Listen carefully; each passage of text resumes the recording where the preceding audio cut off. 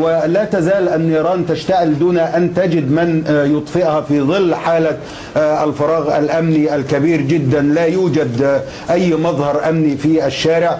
قوات الجيش تسعى لبسط السيطرة عبر الآليات العسكرية، لكن قوات الدفاع المدني لا وجود لها. في الحقيقة هناك العديد من الأجهزة الخدمية التي هي أصلا بعيدة عن العمل الشرطي، ورغم ذلك كأنها تبخرت تماما. لا يوجد أي مظهر من مظاهرها، وهذا ربما ما دفع الناس إلى تشكيل لجان الحماية الشعبية.